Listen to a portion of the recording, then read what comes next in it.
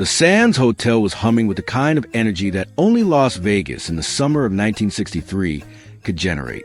Dean Martin was at the absolute pinnacle of his career. His shows were selling out weeks in advance. His records were climbing the charts. His movies were breaking box office records. He was king of the Strip, and everyone knew it. It was July 18th, a Thursday afternoon, and Dean was in his private suite on the top floor of the Sands, the kind of accommodation reserved for the biggest stars. Plush carpets, floor-to-ceiling windows overlooking the desert, a fully stocked bar that never seemed to empty, and enough space to host a party for 50 people. This was Dean's second home, the place where he lived when he wasn't performing, the place where the world couldn't quite reach him. His wife, Jean, had flown in from Los Angeles that morning. She was beautiful, elegant, with warm eyes and a smile that could light up a room. She'd been married to Dean for over a decade, had raised their children, had watched him become one of the most famous men in America. She understood the Vegas lifestyle, the late nights, the constant presence of hangers-on and business associates. But she also knew how to create a bubble of normalcy in the chaos. At 2:15 p.m., there was a knock at the door. Dean was in the shower, getting ready for a meeting with the casino management. Jean answered.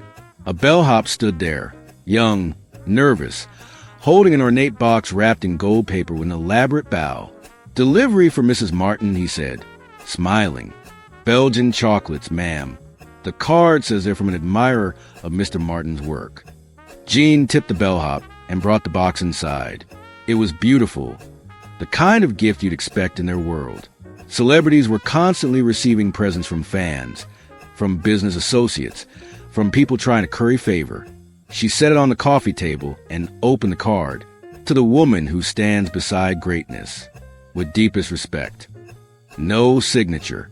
Anonymous gifts weren't unusual either. She opened the box. Inside were 24 exquisite chocolates, each one handcrafted, sitting in individual paper cups. Dark chocolate, milk chocolate, ones with decorative swirls on top. They looked expensive, professional, exactly like something from a high-end Belgian chocolatier. Jean selected one, a dark chocolate with a caramel marking, and took a bite. It was delicious, rich and smooth.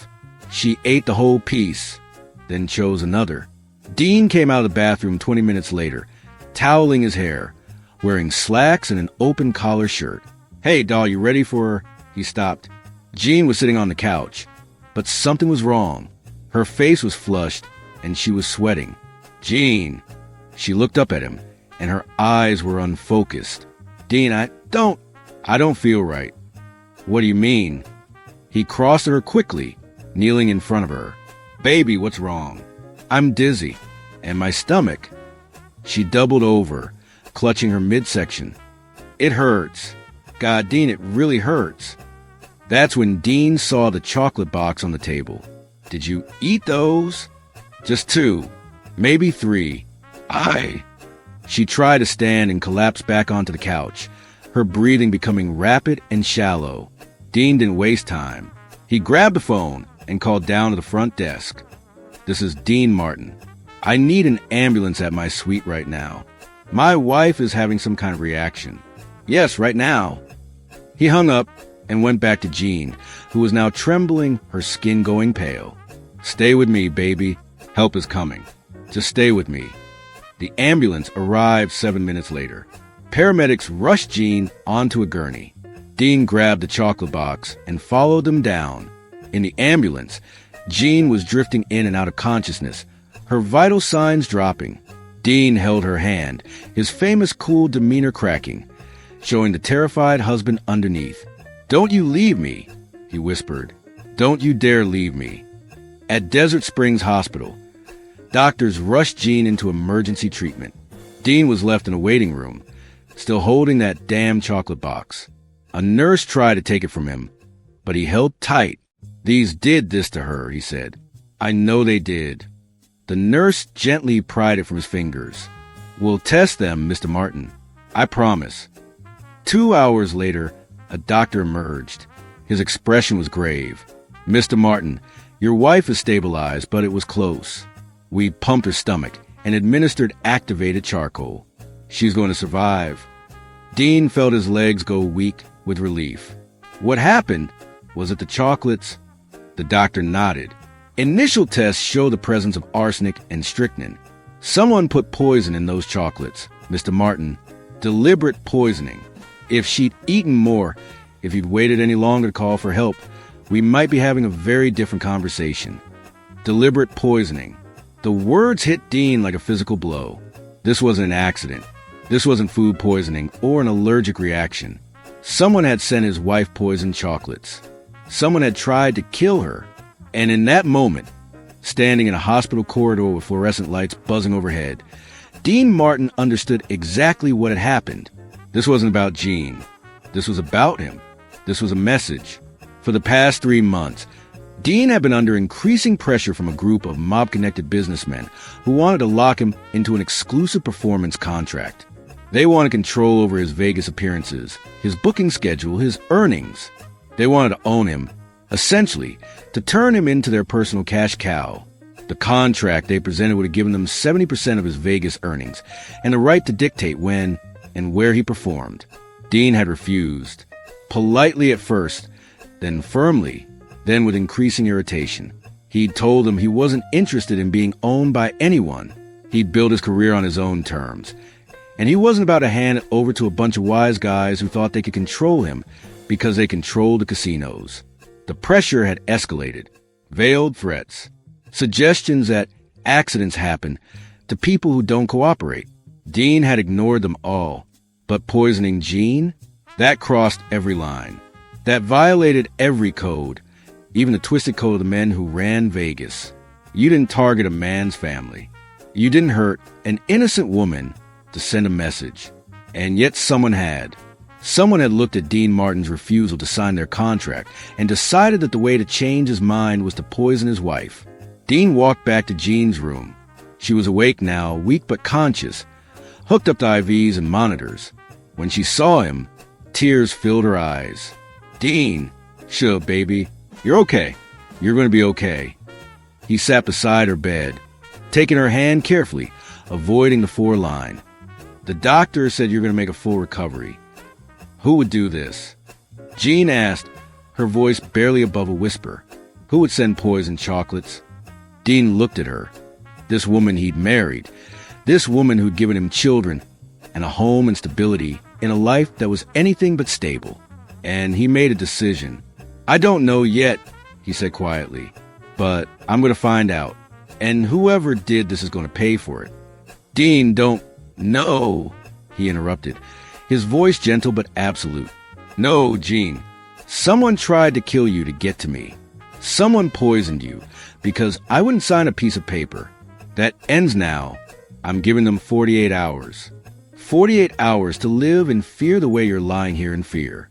48 hours before they face consequences. Jean squeezed his hand weakly. Promise me you'll be careful. I promise, Dean said. But what he didn't say was that being careful wasn't the plan. The plan was to find whoever ordered this hit and make sure they understood that Dean Martin's family was off limits. Permanently. Dean left the hospital and made a phone call from a payphone in the lobby. Not his sweet phone, those could be tapped.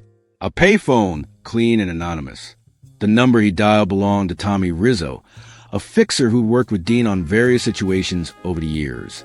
Tommy was connected without being made, smart without being flashy, and loyal to the people who treated him right. Tommy, it's Dean. I need you. There was a pause on the other end. Tommy knew Dean well enough to hear the edge in his voice, the barely controlled fury. What happened?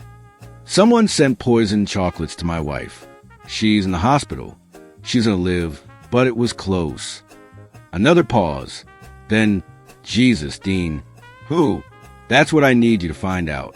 I want to know who delivered that box, who made it, who paid for it, and who gave the order. And I want to know in the next 24 hours. You got it, Tommy said without hesitation. I'll start with a hotel. Someone had to deliver it, which means someone saw something. Tommy, Dean said, his voice dropping even lower. When we find them, I'm handling this personally. Are we clear? Crystal clear, Dean. I'll call you when I have something. Dean hung up and drove back to Sands. His meeting with casino management had been postponed. They understood family emergencies, but Dean had another meeting in mind now. He went to his suite and started making calls. Not to friends, not to his agent or manager. He called people who operated in the shadows of Las Vegas, people who knew things, people who owed him favors. By midnight, Tommy called back, got a lead. The chocolates were delivered by a bellhop named Eddie Santos. Eddie says a guy came to the loading dock around noon, paid him $50 cash to deliver the box to your suite. Said it was a gift from Mrs. Martin. Eddie didn't think anything of it. Tips like that aren't unusual for celebrity deliveries. Did Eddie describe the guy? Yeah, 5'10", stocky build, dark hair, wearing sunglasses and a golf shirt. Eddie said he had an East Coast accent, maybe New York or Jersey. And here's the interesting part. Eddie saw the guy get into a black Cadillac with dealer plates after making the drop. Dealer plates. That meant the car came from a dealership, probably used by someone who needed anonymous transportation. Can we trace the dealership? Already on it, Tommy said. I got a buddy who works DMV. Give me another couple hours. Dean spent those hours at the hospital, sitting with Jean while she slept, watching the monitors beep, thinking about what he was going to do when he found the person responsible. He wasn't a violent man by nature. He'd grown up in Steubenville, Ohio, the son of an Italian immigrant barber, and he'd seen enough street fights to know that violence rarely solved anything. But this was different. This was his wife. This was attempted murder. At 3:47 a.m., Tommy called again. The Cadillac came from Prestige Auto on Fremont. They loan cars to high rollers and connected guys who need discretion. The car was checked out to a guy named Vito Morelli. You know that name? Dean knew it. Vito Morelli was an enforcer, a guy who handled dirty work for various mob interests in Vegas. He wasn't a boss, wasn't even particularly high up, but he was known as someone who would do anything for the right price. If Vito had delivered those chocolates, he was working for someone else, someone higher up the food chain. Where does Vito hang out? Dean asked. He's got a regular booth at the Carousel Club most nights. Plays cards, drinks, likes to be seen. Arrogant guy. Thinks being connected makes him untouchable. Tommy, I need you to arrange a meeting. Tell Vito that Dean Martin wants to talk to him about a business opportunity. Tell him it's about that contract. Tell him I'm ready to reconsider. Make it seem like I'm coming to the table. Can you do that? When do you want the meeting? Tomorrow night. Somewhere private. Somewhere we won't be interrupted.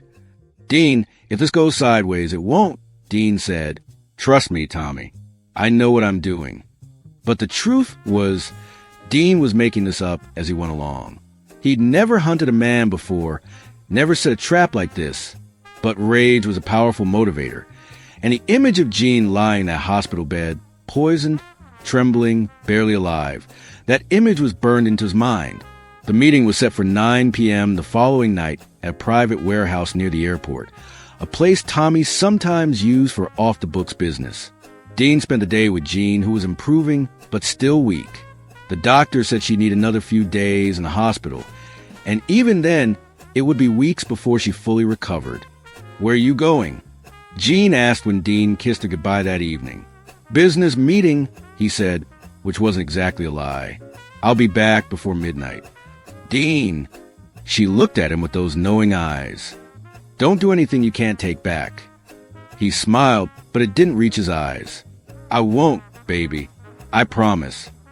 At 8:45 p.m., Dean arrived at the warehouse. Tommy was already there, along with two guys Dean recognized as casino security, who moonlighted doing favors for people like Tommy. They were there for muscle, just in case things got physical. Dean hoped they wouldn't be needed, but he wasn't stupid. Vito Morelli was a dangerous man. Vito arrived at 9:05, fashionably late, walking into the warehouse like he owned it. He was exactly as Dean remembered from seeing him around the casinos, stocky, dark-haired, with the kind of swagger that came from years of getting away with things. He saw Dean and grinned. Dean Martin, in person. I'm honored. Sit down, Vito. Dean said, his voice flat, emotionless. Vito sat across from Dean at a metal table. Tommy and the security guys stayed back, watching, So, I hear you're ready to talk about that contract, Vito said, pulling out a cigarette. Smart move, Dean.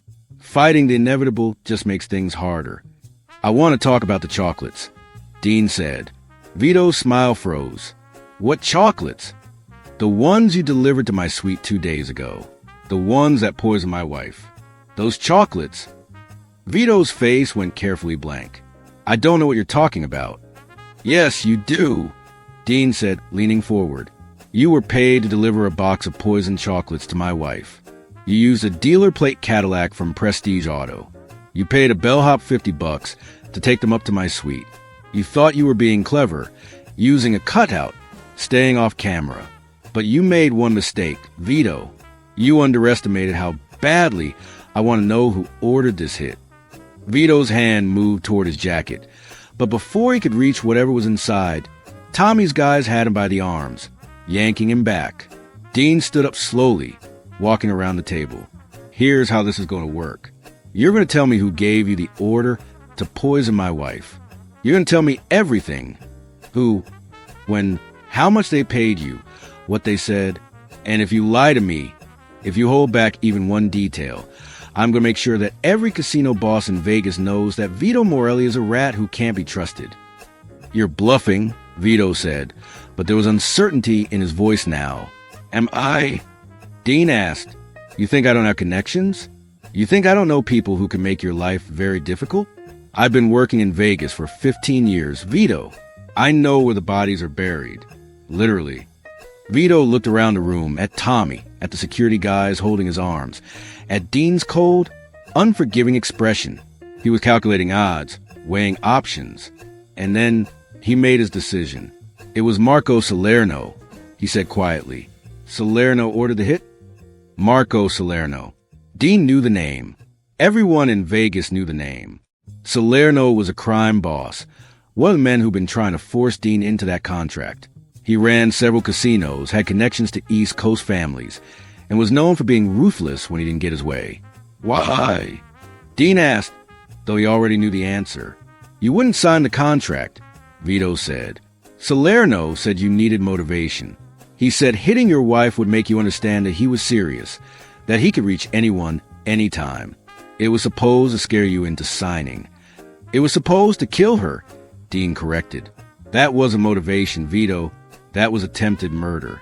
Look, I just do what I'm told, Vito said, trying to sound reasonable. I delivered the chocolates. I didn't make them. I didn't come up with a plan. I'm just a delivery guy. No, Dean said. You're an accomplice to attempted murder. And unless you want to spend the rest of your life looking over your shoulder, you're going to help me prove that Salerno gave the order. How am I supposed to do that? You're going to set up a meeting between me and Salerno. You're going to tell him I'm ready to sign the contract, that the hit on my wife convinced me. And when I meet with him, you're going to make sure he talks about what he did. Can you do that? Vito hesitated, then nodded slowly. Yeah, I can do that. 2 days later, the meeting was arranged. Salerno agreed to meet Dean at his private office above the Desert Rose Casino, one of the properties he controlled. Dean dressed carefully that day, suit tie, looking every bit the cooperative celebrity ready to make a deal. But hidden under his jacket was something Tommy had provided, a wire, a recording device that would capture every word of the conversation. Dean arrived at the Desert Rose at 7 p.m. Vito met him in the lobby, nervous now, sweating despite the air conditioning. You wearing it? He whispered. Dean patted his chest. Everything's ready. Just get me in there and make sure he talks. He'll talk, Vito said. Salerno loves to brag. They took a private elevator to the penthouse level. The doors open onto a lavish office with floor-to-ceiling windows overlooking the Strip. Marco Salerno sat behind a massive mahogany desk, smoking a cigar, looking like a king surveying his domain. He was in his 60s, silver-haired, wearing an expensive suit, exuding the kind of confidence that came from decades of getting away with everything. Dean Martin, Salerno said, standing to shake Dean's hand. His grip was firm, possessive.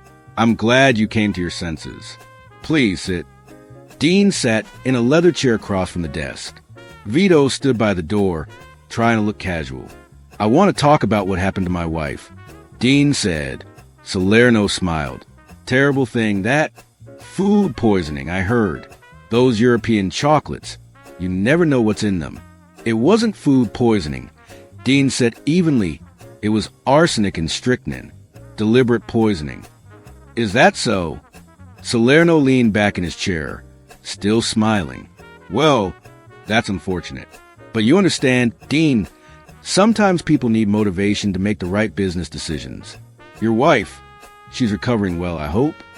She is, Dean said, thanks to quick medical attention.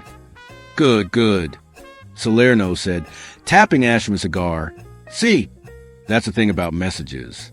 They need to be clear, but not permanent. I wanted you to understand that I was serious about this contract, that I could reach the people you care about if necessary. But I didn't want anyone to actually die. That would have been bad for business. There it was, the admission. Salerno had just confessed to ordering the hit, explaining his reasoning, treating it like a legitimate business tactic.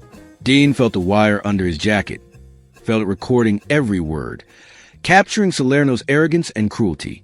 So you're saying you ordered the poisoning? Dean asked, wanted to be absolutely clear. I'm saying I sent a message, Salerno said. And it worked, didn't it? Here you are, ready to talk contract terms. That's all I wanted, Dean. Cooperation. Understanding. You're a smart guy. You know how this business works. You play ball with the people who run Vegas. Or you find yourself on the outside looking in. And if I hadn't come here tonight? Dean asked, if I continue to refuse? Salerno shrugged. Then we would have escalated. Maybe next time the message would have been more permanent. But I don't think that's necessary now, is it? You understand the situation. We can move forward like professionals. Dean stood up slowly. I understand completely, he said. I understand that you're a coward who poisons women to get what he wants. I understand that you think power gives you the right to hurt innocent people. And I understand that you're about to face consequences for what you did. Salerno's smile vanished. What are you talking about? Dean opened his jacket, showing the wire. Every word you just said was recorded. Every admission, every threat, every boast about ordering a hit on my wife. And in about 10 minutes, copies of this recording are going to be in the hands of every major casino owner in Vegas. Men who have families. Men who understand that there's a line you don't cross. Salerno's face went white, then red with rage. You're dead. You're a dead man, Martin. You think a recording means anything? You think anyone's going to care? I think they'll care a lot, Dean said calmly. Because you violated the one sacred rule, Marco. You targeted family. You poisoned an innocent woman to force a business deal. And in Vegas, that's not just wrong, it's unforgivable. Vito moved away from the door, distancing himself from Salerno. Salerno saw it and understood he'd been set up. You, he snarled at Vito. You did this? I did what I had to do to survive, Vito said. You crossed the line, boss. Everyone knows it. Dean walked to the door. 48 hours, Marco. That's what I promised myself. 48 hours to find who poisoned my wife and make them pay. I'm right on schedule. He left the office, Tommy meeting him in the hallway to take the recording. Within an hour, copies were delivered to 5 major power brokers in Las Vegas. Men who controlled territories, who had families of their own, who understood that Salerno had violated an unwritten code. The next day, a tribunal was convened, not in a courtroom, not with lawyers and judges, but in a private suite at the Flamingo. 5 men sat in judgment. Casino owners, family representatives, men whose word was law in Las Vegas. Marco Salerno was brought before them, forced to listen as Dean's recording was played, forced to hear his own words condemning him. The men deliberated for less than 30 minutes. The verdict was unanimous. Salerno had violated the sacred rule about family. He'd brought heat and negative attention by targeting a celebrity's wife. He'd shown reckless disregard for the codes that kept Vegas running smoothly. The sentence was death. Salerno tried to argue, tried to explain, tried to negotiate, but the decision was final. 2 days later, Marco Salerno disappeared. His body was never found, but everyone in Vegas knew what had happened. Justice mob style had been served. Dean Martin had his revenge, and the message was clear. Family was off limits. For 3 weeks, Vegas returned to normal. Dean performed his shows to packed houses. Jean recovered and came home from the hospital. The recording of Salerno's confession disappeared into evidence drawers, never to be used in any official capacity. The poisoning was written off as a random crime, unsolved, forgotten by everyone except the people who knew the truth. But revenge, Dean would learn, was never really finished. On August 9th, while Dean was performing at the Copa Room, someone firebombed his nightclub in Palm Springs. The club was empty. Thank God. No one was hurt, but the message was clear. Marco Salerno had a nephew, a young hothead named Nico Salerno, and Nico wanted blood for blood. Dean got the call during intermission. His manager, pale-faced and shaking, pulled him aside. "Dean, your Palm Springs club is gone. Someone threw Molotov cocktails through the windows, burned it to the ground. Fire department says it was definitely arson." Dean's first thought was Jean. "Where's my wife?" "At the house in Beverly Hills, safe. I already called." "She's fine. Kids are fine. Everyone's fine." But the club was a message. Nico Salerno was declaring war, trying to hurt Dean financially, trying to show that the Salerno family wouldn't go quietly. Dean made some calls. Tommy came back with confirmation. Nico had ordered the hit, was planning more attacks, wanted to make Dean's life hell. Dean had a choice. He could go to the Vegas power brokers, ask for their intervention, or he could handle this himself decisively, the way he'd handled Marco. He chose the latter. "Tommy, gather everyone who helped with the Salerno situation. I need men I can trust, men who understand what we're dealing with. We're ending this tonight." What happened that night became Vegas legend, though the details were always murky, always third hand. Dean didn't personally pull any triggers. He was too smart for that, but he orchestrated everything. Nico Salerno had 3 businesses: a restaurant, a gambling operation, and a strip club. In a coordinated strike that lasted less than 2 hours, all 3 were destroyed. Not burned, not bombed. Dean was more surgical than that. The restaurant was shut down by a sudden health inspection that found violations too numerous to list. The gambling operation was raided by police who received an anonymous tip about rigged tables. The strip club lost its liquor license after an underage patron was discovered on the premises. All 3 businesses were ruined in a single night, and Nico Salerno found himself broke, powerless, and facing multiple investigations. But Dean wasn't finished. He made sure Nico knew who was responsible, made sure the young man understood that this was what happened when you attacked Dean Martin's interests. And then Dean did something unexpected. He offered Nico a choice: leave Vegas permanently, start over somewhere else with a one-time cash payment of $50,000, or stay and continue the war. Nico, broke and facing legal troubles, took the money. He left Vegas the next day and never returned. The war was over. The Strip returned to bright lights and packed showrooms. Dean's shows continued to sell out. The Rat Pack performed to adoring crowds. On the surface, everything was back to normal, but at home, in Beverly Hills, in the quiet moments between performances and publicity, Dean Martin faced a reckoning. Jean had recovered physically from poisoning, but something had changed. She'd always known Dean's world was dangerous, had always understood that being married to a Vegas icon meant dealing with mob connections and shady characters. But having poisoned chocolate sent to her, collapsing in their suite, waking up in a hospital, that had made the danger real in a way it never had been before. The night Dean came home from ending the war with Nico Salerno, Jean was waiting for him, not with congratulations, not with relief that it was over. She was sitting in their living room, hands folded, looking like someone who'd made a decision. "We need to talk," she said when Dean walked in. He sat down beside her, suddenly exhausted. "I know what you're going to say." "Do you?" Jean asked. "Do you really, Dean? Because I don't think you do."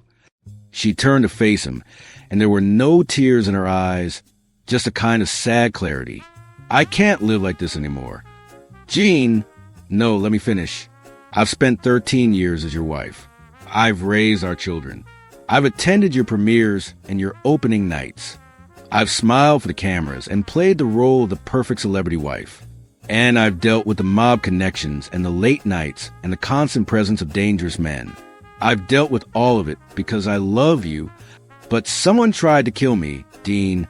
They sent me poisoned chocolates because you wouldn't sign a contract. And yes, you got revenge. Yes, you made them pay. But what happens next time? What happens when someone else decides that hurting your family is the way to control you? What happens when they target our children instead of me? The question hung in the air like a physical weight. Dean had considered that possibility during the darkest moments of his revenge planning, had imagined what he would do if someone threatened his kids.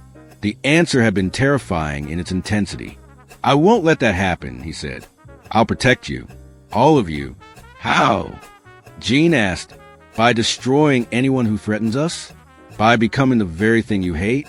Dean, I watched you orchestrate the destruction of Nico Salerno's entire life in a single night. I watched you become someone I didn't recognize. And I understand why you did it. I do.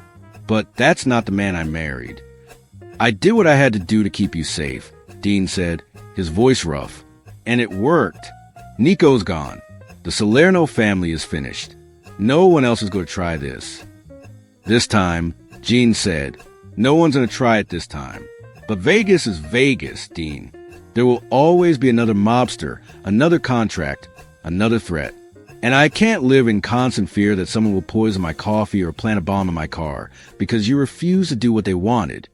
So, what are you saying? Dean asked, though he already knew. I'm saying you have to choose, Jean said, her voice breaking now. Vegas or us, power or family. You can't have both. Not anymore. Not after this. If you want to keep performing on the strip, keep dealing with the mob bosses and the contracts and all of it, I won't stop you.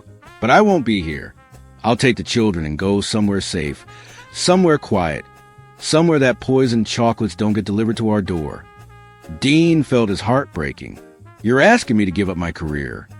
I'm asking you to decide what matters more, Jean said. The career or the family?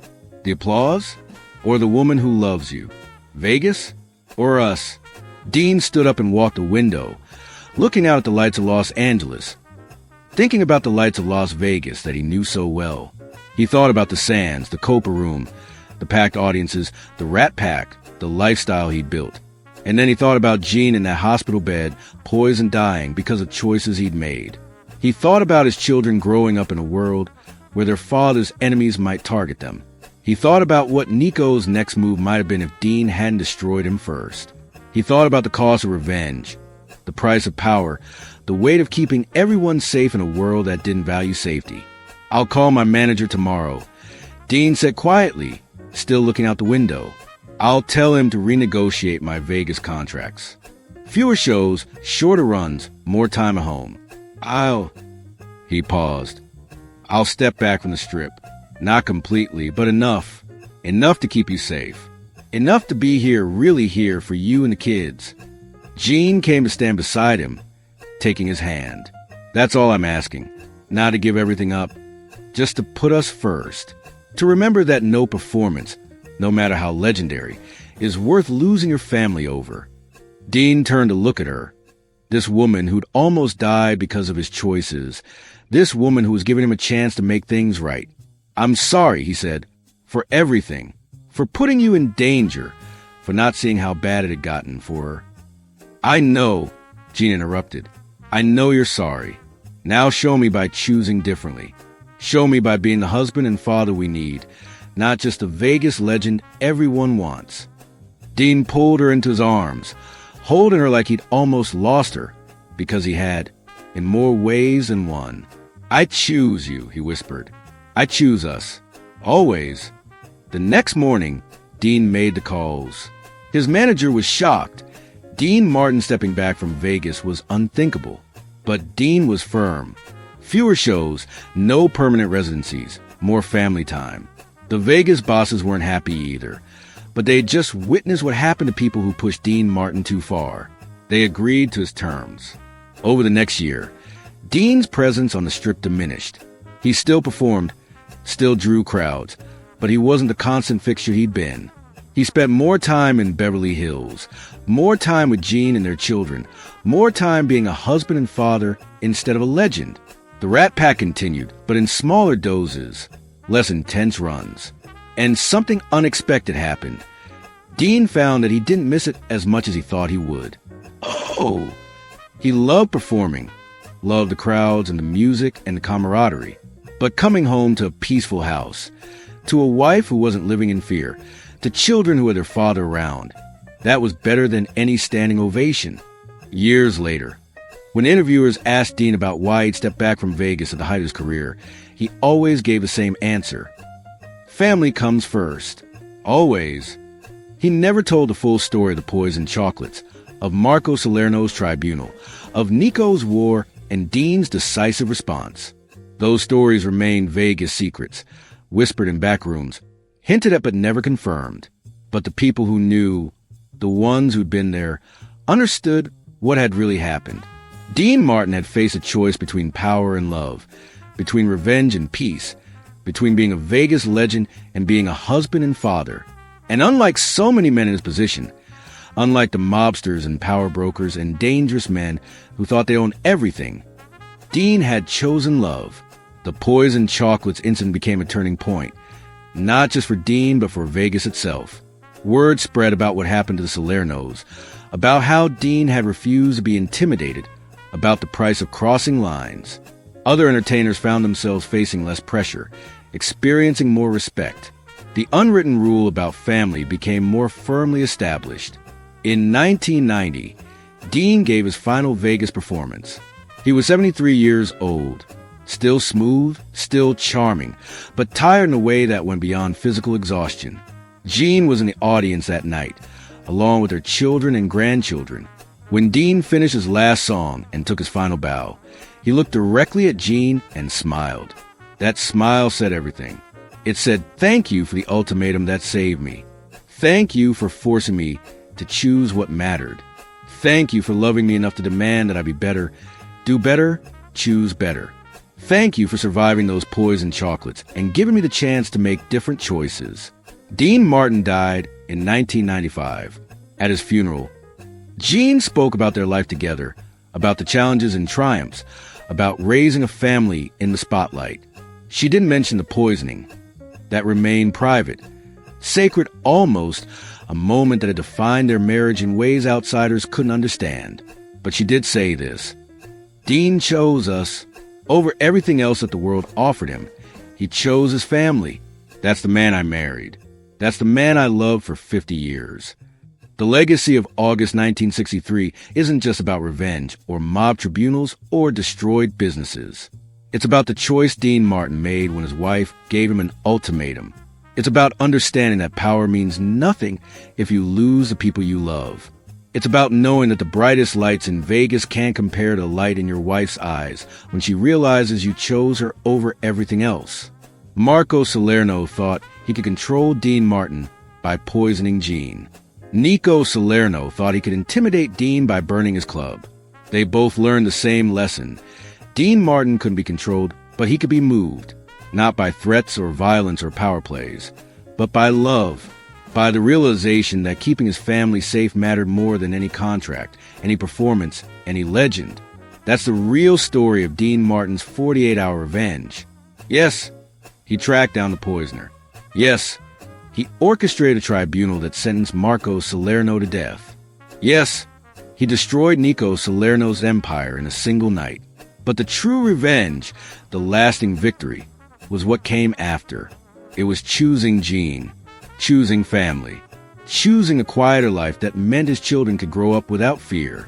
In a world where power brokers thought they could own everything and everyone, where mob bosses believed their authority was absolute, Dean Martin proved that there was something stronger than fear, more powerful than threats, more enduring than revenge. Love, family, the courage to choose what matters over what dazzles. The poisoned chocolates that almost killed Jean Martin in July 1963 changed everything. They revealed the true cost of fame and power. They tested the bonds of marriage and family. They forced a legendary performer to ask himself what mattered most. And when Dean gave his answer, when he stepped back from Vegas, renegotiated his contracts, and came home to be the husband and father his family needed. He created a legacy more powerful than any song or movie. He showed that winning doesn't always mean destroying your enemies. Sometimes it means protecting the people you love. Sometimes it means choosing a different path, even when the world expects you to stay on the one that made you famous. Sometimes the greatest act of courage is revenge. It's walking away from the fight to hold on to what truly matters. Dean Martin's 48-hour revenge became legendary. But his lifetime of choosing family over fame, that's the story that deserves to be remembered. That's the legacy that endures. That's the lesson that matters. In the end, love is the greatest power of all.